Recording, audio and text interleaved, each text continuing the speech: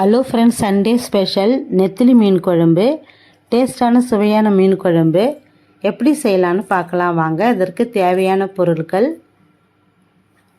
புளியும் குழம்பு மிளகாத்தூளும் நல்லா கரைச்சி ஒரு கிண்ணத்தில் எடுத்து வச்சுட்டேன். நம்ம கொஞ்சம் இது எங்கள் மாமியார் ஸ்டைலு. நான் வெங்காயம் தக்காளி பூண்டு அப்படியே டைரெக்டாக வதக்கி ஊற்றிடுவேன்.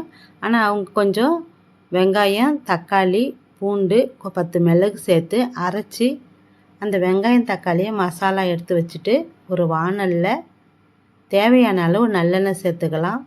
நல்லெண்ணெய் நல்லா குளிர்ச்சியானது, மீன் குழம்புக்கு நல்லா அருமையாக இருக்கும். நல்லெண்ணெய் காஞ்சதும் கொஞ்சம் கடுகு சேர்த்து, கடுகு பொரிஞ்சதும் கொஞ்சோண்டு வெந்தயம் சேர்த்துக்கலாம். வெந்தயம் சேர்த்தா குழம்பு டேஸ்ட்டாக இருக்கும். வெந்தயம் பொரிஞ்சதும் கட் பண்ணி தட்டி வச்சுருந்த சின்ன வெங்காயத்தை சேர்த்துக்குவோம். சின்ன வெங்காயம் நல்லா பச்சை வாசனை போகிற அளவுக்கு வதக்கந்தும் தட்டி வச்சிருந்த பூண்டு சேர்த்துக்குவோம். நல்லா இவங்களை வதக்கி விட்டு கட் பண்ணி வச்சுருந்த 2 பச்சை மிளகாய் சேர்த்துட்டு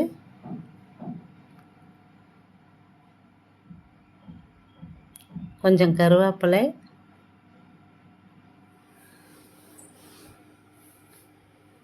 கட் பண்ணி வச்சிருந்த தக்காளி,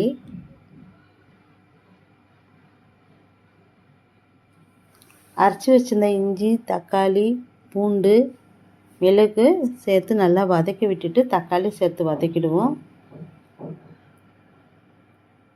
கொஞ்சம் நல்லா வதங்கிறதுக்கு சால்ட்டு சேர்த்துக்குவோம்.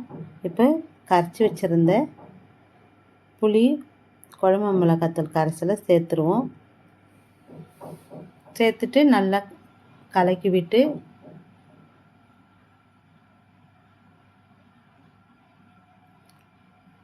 ஒரு மூடி போட்டு இப்போ நல்லா அடுப்பை ஆனில் வச்சு ஒரு 10 நிமிஷம் 20 நிமிஷம் நல்லா கொதி வரட்டும். திறந்து பார்ப்போம்.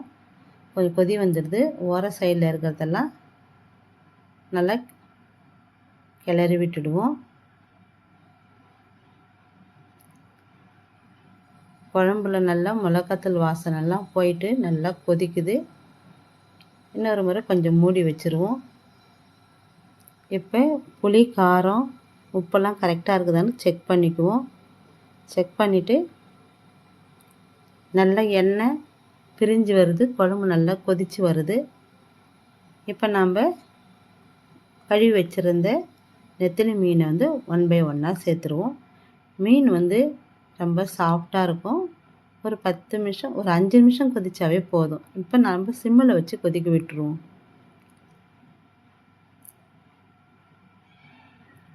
இப்போ எல்லா மீனையும் சேர்த்தாச்சு. ஒரு தாளிப்பு எடுத்துக்குவோம். நல்லெண்ணெய் சேர்த்து கொஞ்சோண்டு வடகம் சேர்த்து தாளிப்போம். வடகம் போட்டால் நல்லா டேஸ்ட்டாக நல்லாயிருக்கும், நல்லா வாசமாக இருக்கும். இப்போ வடகம் நல்லா பொரிஞ்சதும்